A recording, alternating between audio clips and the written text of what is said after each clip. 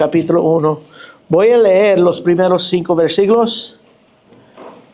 Hechos capítulo 1, Hechos de los Apóstoles, Hechos del Espíritu Santo, como unos lo llaman. Esto es palabra del Dios Altísimo. Dice, en el primer tratado, oh Teófilo, hablé acerca de todas las cosas que Jesús comenzó a hacer y enseñar, hasta el día que fue recibido arriba, después de haber dado mandamientos por el Espíritu Santo a los apóstoles que había escogido, a quienes también, después de haber padecido, se presentó vivo con muchas pruebas indubitables, apareciéndoseles durante 40 días y hablándoles acerca del reino de Dios. Y estando juntos les mandó que no se fueran de Jerusalén, sino que esperasen la promesa del Padre, la cual les dijo, oíste de mí. Porque Juan ciertamente bautizó con agua, mas vosotros seréis bautizados con el Espíritu Santo dentro de no muchos días. Oremos, Padre. Te damos gracias, Señor, por esta mañana y la oportunidad que tú nos das a acercarnos a ti, a adorarte, Señor, en espíritu y en verdad. Gracias te damos por tu palabra, por el Espíritu Santo, Señor, que nos lo ilumina y nos da entendimiento de ella. Tu palabra dice que debemos estar listos, preparados, Señor, para usarla bien. Y pedimos que hoy en día tú nos hablas por medio de tu palabra, que no es el mensajero, sino es el mensaje que tú nos das, que tiene el poder. Ahora pedimos tu ayuda en este momento en el nombre de Cristo Jesús. Amén. Pues en este capítulo del libro de los Hechos, Jesús sabe que ahí está haciendo una transición. Un cambio, porque Él comenzó a hacerlo todo. Él comenzó a enseñarlo todo. Hasta este punto no ves mucho o ves poco de los apóstoles ministrando. Lo más que ellos hacían hasta aquí es que ellos eran heraldos o anunciaban el reino de Dios. Se acercó, como vimos en lo que leyó Uri en Mateo capítulo 10. Es que ellos todavía no estaban equipados para enseñar. Pero ahora aquí, en el libro de los Hechos, hay un cambio. Y nosotros sabemos que el libro de los Hechos es un libro de transición. Que cosas ocurren en el libro de los Hechos que realmente no ocurren y no son normales, normativos, porque solamente están ahí, porque es transition. Por esa razón nosotros no formamos doctrina en el libro de los Hechos. Mucha doctrina hay, pero la doctrina es donde lo hallamos, la doctrina más es en las cartas del Nuevo Testamento. Doctrina, digo, acerca de la iglesia, unido con lo que dice en el Antiguo Testamento. Pero ahora aquí hay un cambio. Jesús ya se iba y por el hecho que Él se iba, Él iba a poner todo del ministerio en las manos de ellos, de los apóstoles, mientras que Él regresaba con el Padre. Esto es una gran transición donde Él deja todo el ministerio en las manos de estos 11 discípulos, 11 apóstoles, y que realmente no eran los mejores del mundo. Como vemos en 1 Corintios capítulo 1, que Dios no escoge de lo mejor del mundo. Pero Él escogió a ellos, que lo que iban a hacer así les tenía que equipar para el ministerio. Como dice en Efesios 4:12, a perfeccionarlos para la obra del ministerio. Él tenía que hacer eso. Ahora si es una transición y Él iba a dejar este ministerio en las manos de los apóstoles, lo que Él hace aquí en esta sección antes de ir es de suma importancia. Es de suma importancia para ellos y para nosotros hoy en día. A ver lo que Él hace es muy importante, porque lo que hace es para prepararlos, es crítico para un trabajo que por un perspectivo humano es un trabajo que es más que uno puede imaginar. Aquí va a haber el comienzo de la iglesia, el comienzo de lo que es el ministerio de Cristo Jesús sin Cristo Jesús aquí. Es más que uno puede imaginar. Ahora vemos qué hace, comenzando en versículo 1. En el primer tratado, Teófilo, sabemos que el primer tratado es Lucas, el Evangelio según San Lucas. Hablé acerca de todas las cosas que Jesús comenzó a hacer y enseñar. Sabemos que Lucas escribió su Evangelio acerca de la persona del Señor Jesucristo. El Evangelio de Lucas tiene un énfasis en su humanidad, da su nacimiento, da su crecimiento y lo que hizo en su vida aquí en este mundo es lo que habló Lucas en el Evangelio que él escribió. Y lo que Lucas aquí en su segundo volumen, porque Hechos es el segundo volumen del Evangelio de Lucas, habla de lo que Jesús sigue haciendo. Cuando Él regresa al Padre y envía el Espíritu Santo para terminar la obra aquí. Con estos dos libros, en Lucas y Hechos, tenemos la obra del Señor Jesucristo. La obra de Jesús aquí en la tierra, en su cuerpo, encarnado, el Dios encarnado, y su obra por medio de la iglesia, su cuerpo aquí en la tierra, después que Él va con el Padre. En Lucas y Hechos es la obra del Señor Jesucristo, el cuerpo de Cristo, Jesucristo aquí ministrando, primeramente personalmente, en carne, el Dios encarnado, y luego por medio de su iglesia, que también es su cuerpo, cual es Él, la cabeza. Aquí dice, en versículo 1, todas las cosas que Jesús comenzó a hacer y enseñar. En otras palabras, dice que solamente comenzó. Comencé. Que Jesús en la tierra, en el Evangelio, solamente comenzó a hacer la obra. Uno dirá, no, Él lo terminó. Él lo terminó cuando Él estaba aquí. Y yo digo, claro que sí. Él terminó la obra. En el Evangelio según San Juan capítulo 17, en versículo 4, dice, yo te he glorificado en la tierra, orando al Padre, he acabado la obra que me diste que hiciese. Dice, yo he acabado la obra que me diste que hiciese. Y luego en capítulo 19 de Juan, versículo 30, ¿qué dice?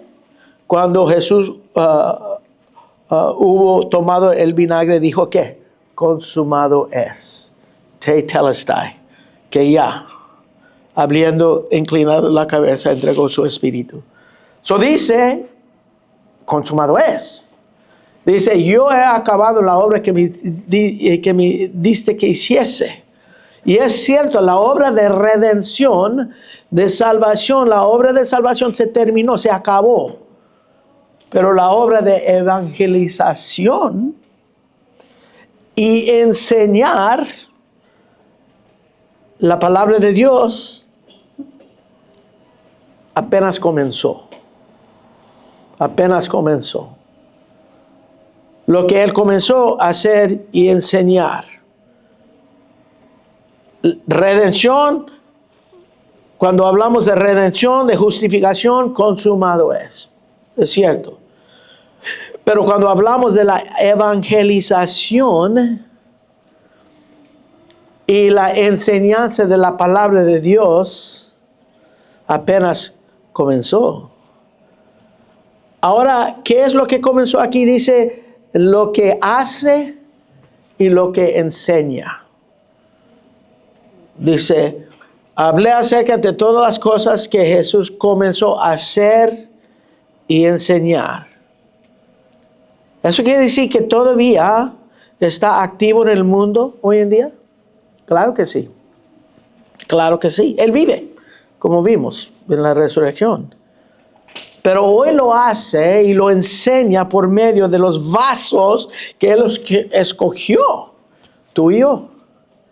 Él lo hace, y entiende eso, lo hace y lo enseña por medio de los vasos que Él escogió, que somos nosotros. Hace 2000 años Él terminó la obra de redención, pero su obra de hacer y enseñar continúa. Ahora, ¿qué es lo que Él hace para perfeccionarlos, para la obra? Primeramente, dice aquí que nos enseña, los enseñó, en versículo 1. Y aquí en versículo 2 dice que lo hizo hasta el día que fue recibido arriba. Hasta el día que fue recibido arriba. Él les enseñó, es que ellos tenían que tener el mensaje correcto. Ellos tenían que tener el mensaje que ellos iban a compartir. Ellos tenían que tener la información. Él no les va a enviar al mundo para enseñar sin decirles qué es lo que van a enseñar. Y para hacer la obra de Cristo, efectivamente necesitamos el mensaje correcto, necesitamos la información. Eso es interesante. Cuando Cornelio estaba en Cesarea, y Cornelio dice era un temeroso de Dios, él oraba a Dios, él amaba a Dios, pero no tenía la información. Cuando Dios, el Espíritu Santo, manda a Pedro a Cesarea a predicarle el Evangelio, antes que él terminó el mensaje, fueron bautizados en el Espíritu Santo, porque lo único que necesitaban era la información. Porque ellos buscaban a un Dios, pero ahora entendían quién era ese Dios. Era Cristo Jesús y Él crucificado. Así predicaba Pedro, así predicaba Pablo. La información. El versículo 2 dice que Él dio mandamientos por el Espíritu Santo a los apóstoles que había escogido. Él les dio el mensaje correcto, la información. Okay, la información.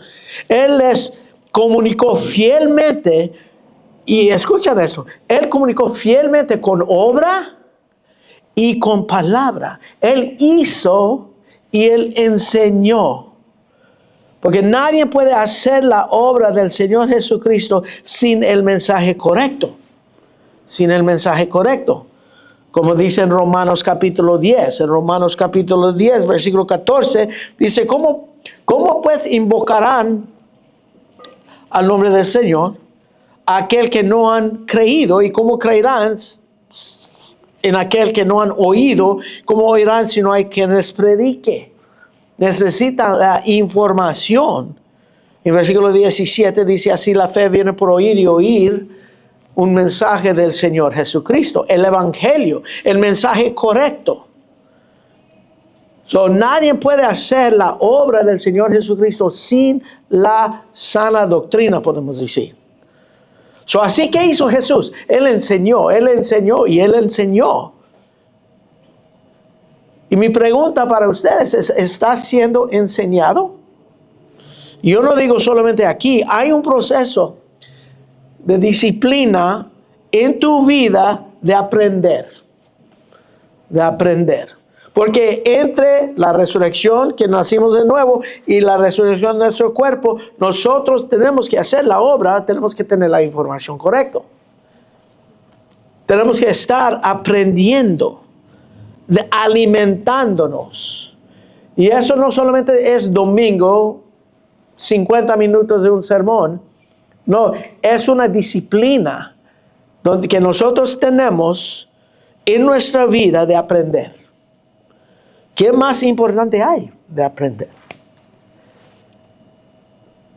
Yo he hablado a niños que me vienen, me preguntan, se preguntan a sus papás, hey, papá, tengo esa pregunta. Oh, yo no sé, vaya a preguntarle al pastor. Y esas son personas que han estado en la iglesia toda su vida.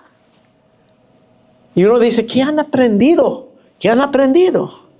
Aquí Jesús está diciendo que tenemos que tener el mensaje correcto y no hay sustituto de conocer la palabra de Dios, el conocimiento de la palabra. En 1 de Timoteo, en 2 Timoteo capítulo 2, versículo 15, muy conocido el versículo, que dice procurar, eso quiere decir estudiar con diligencia y presentarte a Dios aprobado como obrero que no te tiene que avergonzarse, sino que usa bien la palabra de verdad. Que usa bien, procurar de eso, con diligencia. Aprender la palabra de Dios y ponerla por obra. En Hebreos capítulo 5, versículo 12 dice, porque debiendo ser ya maestros después de tanto tiempo, wow, ya deben ser maestros después de tanto tiempo, dice, tenéis necesidad que se os vuelva a enseñar cuáles son los primeros rudimentos o lo básico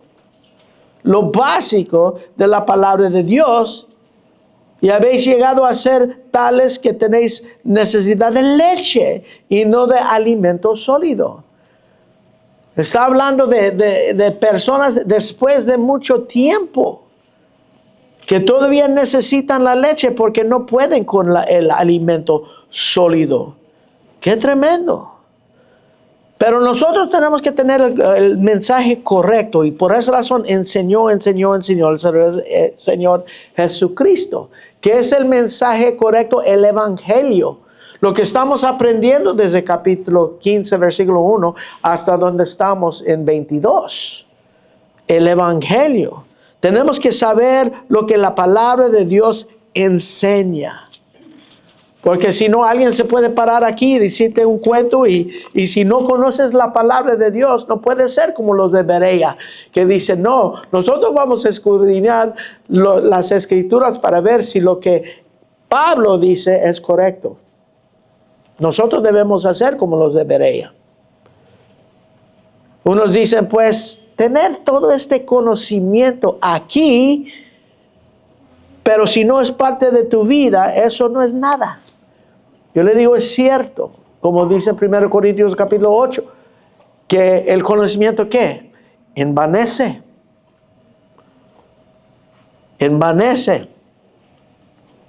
Pero eso es lo que dice en versículo 1, todas las cosas que Jesús comenzó a hacer y enseñar. ¿Qué dice primero? Dice todas las cosas que Él comenzó a hacer. Enseñas cuando tú estás haciendo, porque cuando es parte de tu vida, así lo puedes enseñar. Esto es conocimiento que vives. En comparación, mira la descripción de los levitas y de los escribas y fariseos en Mateo capítulo 22. En Mateo capítulo 22, Jesús está reprendiendo a esos fariseos y escribas. Perdón, es Mateo 23, versículo 2 y 3. Dice, en la cátedra de Moisés se sientan los escribas y los fariseos. Eso es en una categoría de enseñar. Así que todo lo que digan, que guardéis. Oye bien, guárdalo. Todo lo que ellos digan que guardéis, guárdalo y hacedlo. Oh, wow. Mas no hagáis conforme a sus obras, porque dicen y qué. No hacen. Está diciendo todo lo que les enseñan, guarda lo que enseñan. Lo que ellos dicen, guarda esto, guárdalo. Guárdalo. ¿Qué están diciendo? Que el mensaje es correcto. Ellos estaban dando un mensaje correcto, pero el mensaje correcto estaba dado por un mensajero equivocado. Y eso es inefectivo, enseñanza vacío. Cuando hablamos del mensaje correcto, es el conocimiento aquí y el patrón de tu vida. Todo lo que Jesús hizo, mostró, enseñó. La palabra de Dios llega a ser parte de ti y con eso así lo compartes Como dice en 1 Corintios, lo que vimos en los primeros 2 versículos, ellos lo recibieron, la palabra que predicó, ellos se perseveraban en ello y ellos lo vivían porque no creyeron en vano. Jesús les enseñó y les enseñó hasta el momento que Él fue recibido arriba, dice aquí. Mucho enseñanza durante de 40 días.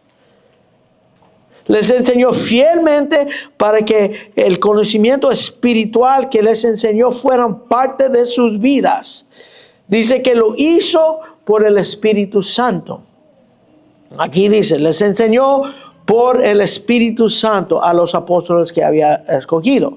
Esto es importante también. Eso es un tremendo obra trinitario en la manera que ministraba el Señor. Hacía la voluntad del Padre en el poder del Espíritu Santo. La Trinidad activo en el ministerio de Jesús. Él hizo y lo hacía, ¿cómo? En el poder del Espíritu Santo. Por eso dice en Mateo capítulo 12, en contestar a los fariseos cuando ellos concluyeron que Jesús hacía, todo lo que Él hacía era en el poder del diablo, en el poder del enemigo, podemos decir nosotros. En Mateo capítulo 12, mira lo que les dice. En Mateo capítulo 12, en versículo 31, Él dice, por tanto os digo, todo pecado y blasfemia será perdonado a los hombres, mas la blasfemia contra el Espíritu no les será perdonada. A cualquiera que dijera alguna palabra contra el Hijo del Hombre, le será perdonado, pero al que hable contra el Espíritu Santo no será perdonado ni en este siglo ni en el venidero. ¿Por qué? Porque era por el poder del Espíritu Santo que Jesús ministraba. Es el Espíritu Santo ministrando en la vida de Cristo Jesús. Y eso es un buen ejemplo, hermanos, para nosotros. ¿Quién es el que ministra en nuestras vidas? Es el Espíritu Santo obrando en nosotros. Cuando Pablo en Efesios habla del poder que opera en nosotros, el poder de Cristo que opera en nosotros es en el poder del Espíritu Santo que mora en nosotros. Jesús enseñó.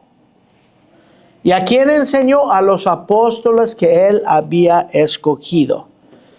Ahora en versículo 3 dice, a quienes también después de haber padecido se presentó vivo con muchas pruebas indubitables, apareciéndoles durante de 40 días.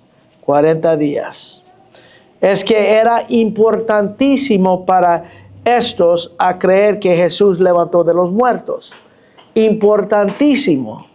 ¿Por qué digo eso? Porque ¿quién va a predicar un mensaje de un líder muerto?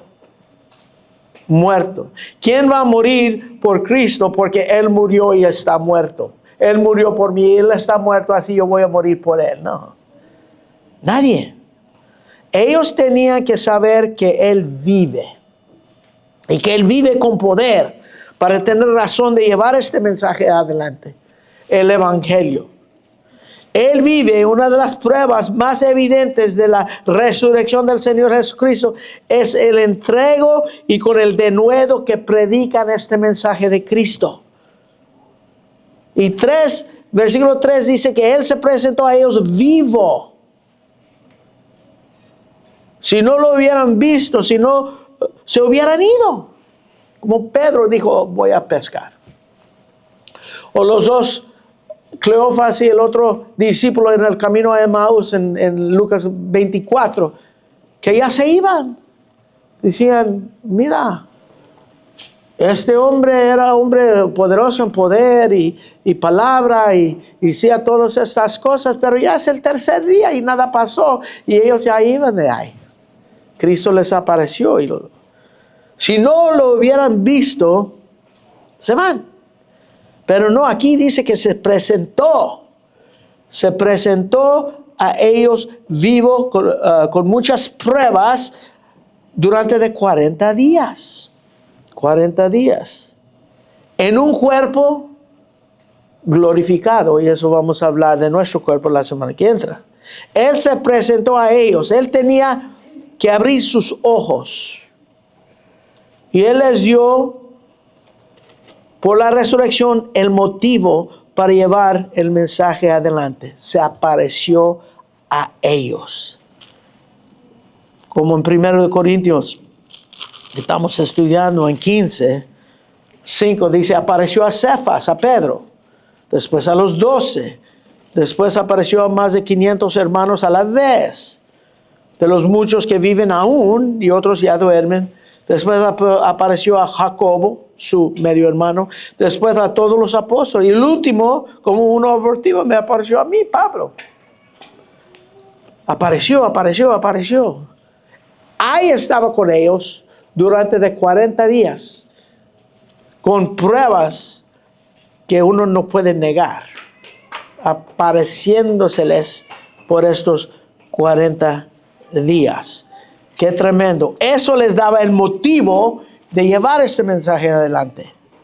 ¿Y qué hacía estos 40 días que Él estaba con ellos? Dice aquí en versículo 3, hablándoles acerca del reino de Dios. Del reino de Dios. Esto muestra que era Jesús resucitado. Y uno dice, ¿por qué? ¿Por qué dices eso? Porque Él continuó con el mensaje, con la misma enseñanza que estaba enseñando antes que murió. El mismo mensaje. Antes de la muerte, después de la muerte. Sabían que era Jesús. Lo vieron, comieron con Él, hablaban con Él, lo tocaron. Pero con lo que Él decía, sabían que era Él porque hablaba las mismas cosas. Él quería que ellos supieran que Él es el Rey y que su reino se ha acercado. Se ha acercado. Él les habló acerca del reino y todo lo que pertenece al reino. Y Él reina hoy en día. Pero hoy en día todavía hay mucha oposición contra el reino de Dios. Muchos enemigos contra el reino de Dios.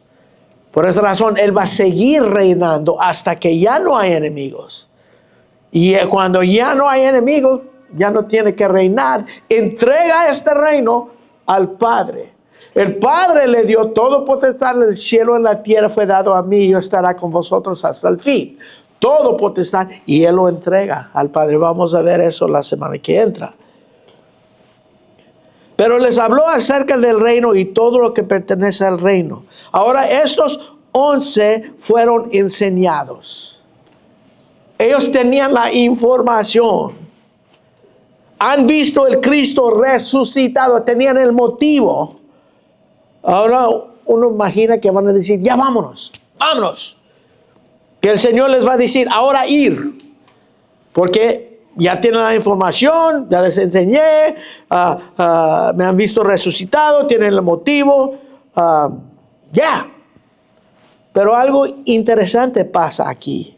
Están listos para ir. Y Él les dice que no se fueran de Jerusalén. En versículo 4, Él dice, y estando juntos les mandó que no se fueran de Jerusalén. Cuando Él les dice que no se vayan de Jerusalén, eso implica que ellos ya estaban listos para ir.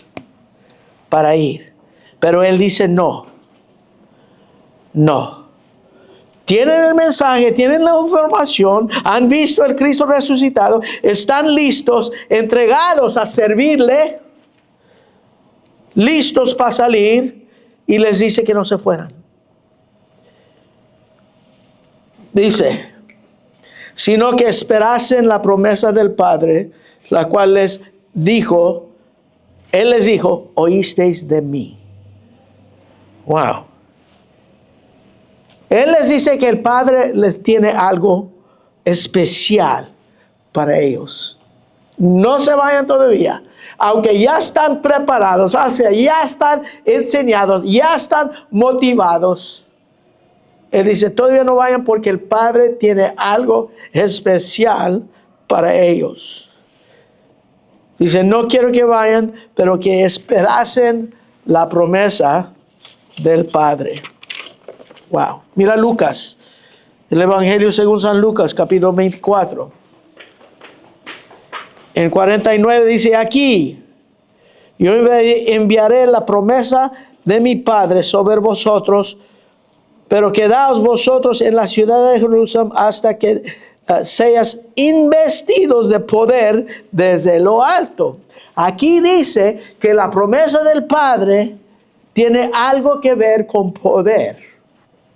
La promesa del Padre tiene algo que ver con poder. Esto es muy importante, porque tenés el mensaje correcto, la información, puede ser motivado y salir en tu propia fuerza, compartir el mensaje y nada va a pasar.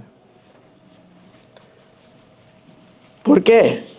Porque necesitas poder. Dice, la promesa del Padre que oíste de mí. Él habló de ese poder en Juan 7:39, en Juan 14:16, en Juan 14:26, en Juan 15:16, en Juan 16:7, en Juan 20:22. En todos esos versículos les dice que el Padre les iba a enviar algo. Algo. Mira Lucas 11, 13. Lucas 11, 13, él dice, pues, si vosotros siendo malos sabéis dar buenas dádivas a vuestros hijos, ¿cuánto más vuestro Padre Celestial dará el Espíritu Santo a los que lo pidan? Wow. ¿Qué es la promesa del Padre? Que Él enviará el Espíritu Santo. Mira Hechos 2:33. Aquí dice Pedro, así que exaltado por la diestra de Dios y habiendo recibido del Padre la promesa del Espíritu Santo, ha derramado esto que vosotros veis y oís. En Hechos capítulo 2, el nacimiento de la iglesia, el hablar en lenguas, milagros, la predicación de Pedro, y Pedro está diciendo, todo lo que ves aquí es que ellos han recibido la promesa del Padre, el Espíritu Santo. Eso es lo que ves y eso es lo que oyes. Y nosotros ya hemos estudiado esos pasajes. Esta es la promesa del Padre, que Él enviará el Espíritu Santo. Jesús dice a Juan que era necesario que Él fuera al Padre para que Él pueda enviar el Espíritu Santo, para que el Padre pueda enviar el Espíritu Santo. Era necesario que Él fuera. El Padre envió al Espíritu Santo cuando Jesús completó todo lo que Él necesitaba hacer aquí en la tierra.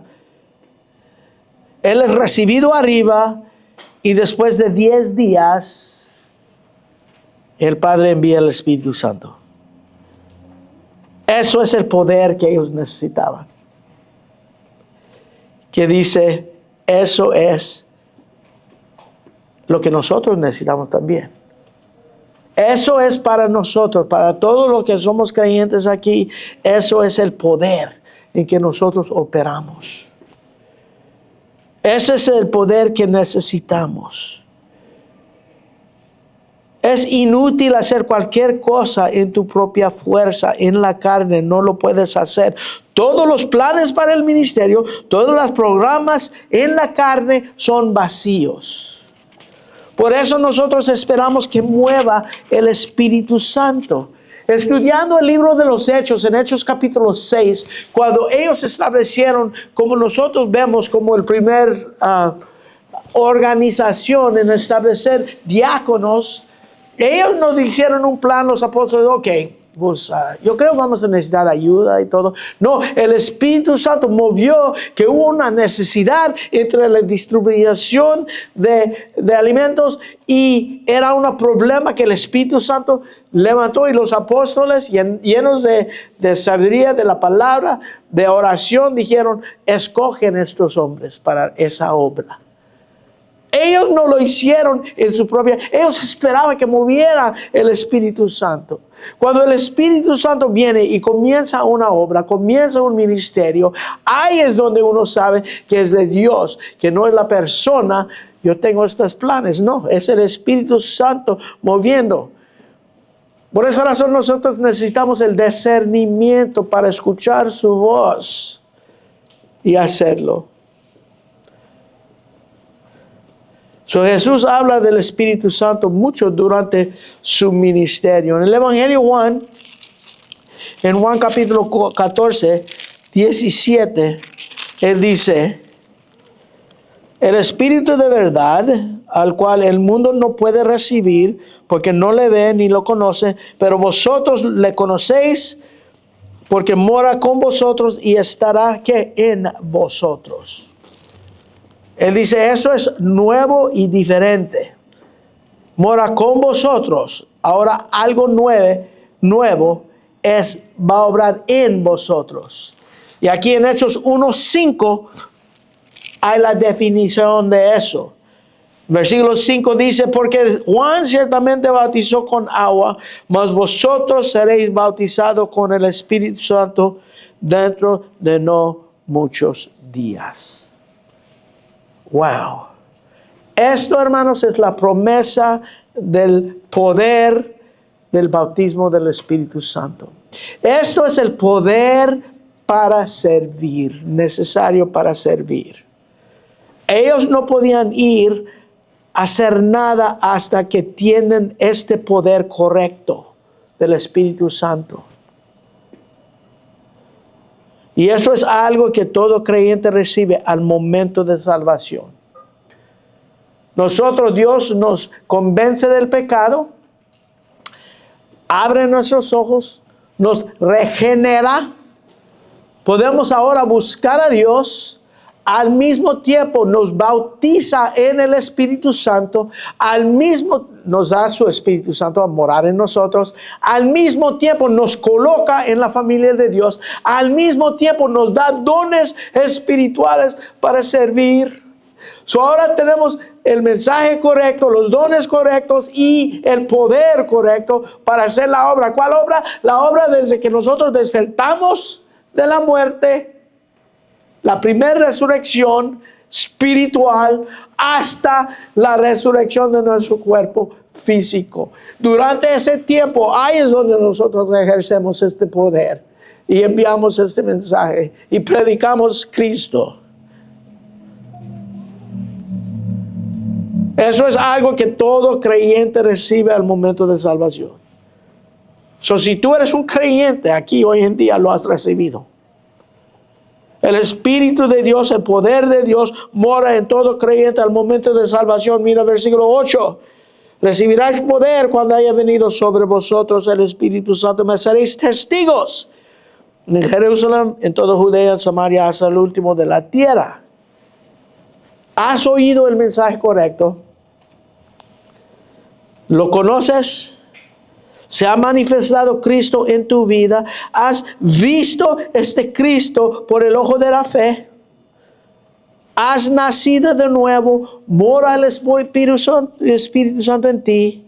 Si dices sí a todo esto, tienes poder y eres testigo. Aquí no dice, tal vez vas a ser un testigo. No.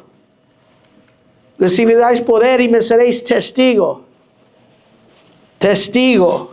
Eres testigo. Lo que leyó Uri en versículo 33 dice, si tú me confiesas delante de los hombres, te confesaré delante de mi Padre. Si tú me niegas delante de los hombres, yo te niego delante de mi Padre. Ahora estás confesando. Porque si tú dices sí a todo esto, tienes poder, eres testigo y estás listo para servir. tenemos el poder para servir. Y si tienes el poder para servir, ¿qué digo? Hay que servir.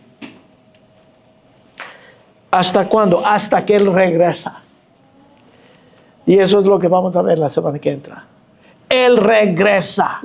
Cuando dice en ese versículo de 1 Corintios 15, Él regresa, Él está haciendo referencia a la resurrección. La resurrección está conectado íntimamente con su regreso. ¡Qué tremendo! Y hermanos, va a regresar. No se engañan a sí mismos. No se engañan. Va a regresar. Y si no estás en Él, vas a entrar en un estado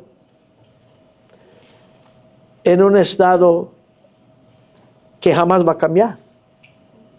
Un estado incrédulo. Y vas a sufrir un tremendo tribulación, que también vamos a ver. Por esa razón les digo, hoy es el día de salvación. Si no estás seguro, clama a Dios. Porque no es porque tú haces una oración que eres creyente, no. Es porque Dios te llama. Dios te llama. Y eso es nuestro deseo para todos los que están aquí, todos los que conocemos, que Dios les llama. Y si tú sabes que no eres creyente, ruégalo. Porque no hay nada que tú puedes hacer. Nada. Tú no puedes orar, tú no puedes firmar, tú no puedes añadirte a una iglesia. Eso no te salva. Es solamente la obra de Dios, la obra soberana de Dios. Por eso cuando alguien me dice, ¿cómo puedo ser salvo? Pues híncate. Ruega al Señor que Él te da la fe para creer.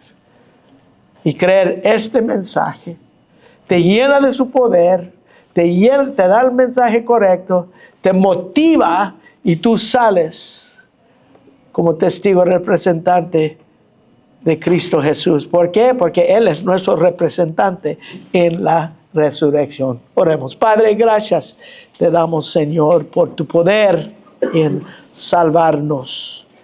Gracias te damos por tu obra que hiciste en la cruz. Como dice que tú, Señor, moriste por nuestros pecados, conforme a las Escrituras. Fuiste sepultado y al tercer día resucitaste conforme a las Escrituras. Gracias, Señor, te damos por todo lo que estás haciendo hoy en día. Porque nomás lo que comenzaste a hacer y enseñar, lo sigues haciendo en tu iglesia, que es tu cuerpo, el cual tú eres la cabeza. Ayúdanos a ser útiles a ese llamado. Y lo pedimos todo en el nombre de Cristo Jesús. Amén. ¿Podemos ponernos de pie por el último canto, por favor?